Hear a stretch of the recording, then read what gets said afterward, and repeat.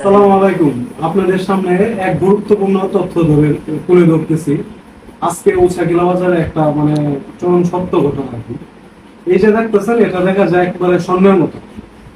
লেখা আছে 22 ক্যারেট। আমার কত আছে দেখুন, 22 ক্যারেট। এটা হচ্ছে 22 ক্যারেটের একটা সোনা আর কি, 22 ক্যারেট ওজনের এটা আর কি করছে।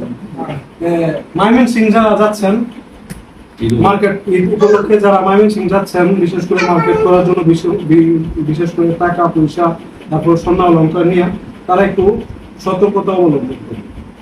আমাদের আন্টি উসাকিলায় আমাদের অনেকেই চিনবেন, রকি রাম্মা আর কি, ময়মনসিং।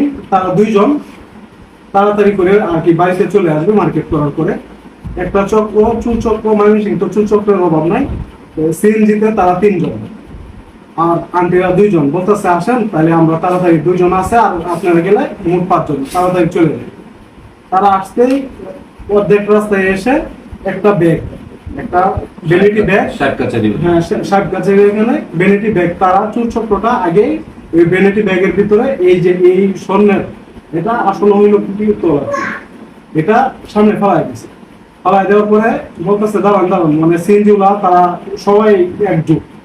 এটা তারপরে তারাই এক চক্র পুরাই পাইছে। তাই আন্টিরে বলতেছে যে এটা তো দেখেন তো আন্টি, এটা স্বর্ণ কিনা।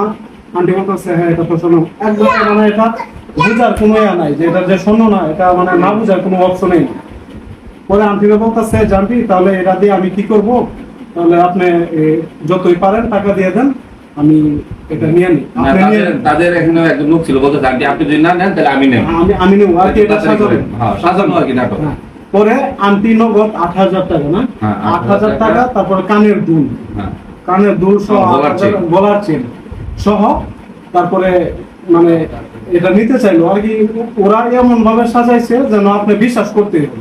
পরে কিছুক্ষণ পরে আন্টি বুঝে গেছে একটা চক্র। তারপরে আন্টি তাড়াতাড়ি করে ওই যে সিএনজি গুলা তারে আর কি কোলাহল করছে, পরে মানুষ লোক যারা আসছিল সবার মাধ্যমে ঘুরে নিয়ে আসা হয়েছে। খবর দিচ্ছে, আমরা গেছিলাম। ওই যে তারা গেছিল, আন্নুর আছে, আশিক আছে, তারপর নুরো আছে, তারা মুন্ডার গিয়া তারপরে সিএনজি আটক করা হয়েছে। একজন চক্রকে আটক করা হয়েছে। এখন ওই চক্রের মাধ্যমে জানতে পারলাম যে তাদের চক্রটা লোকের অভাব নেই, প্রায় 20-30 জন। হ্যাঁ, বিশাল এক ব্যবসায় এটা। তারা 20-30 জনের একটা চক্র আছে, তারা এই ময়মনসিং ব্রিজে এরকমটাই করে থাকে।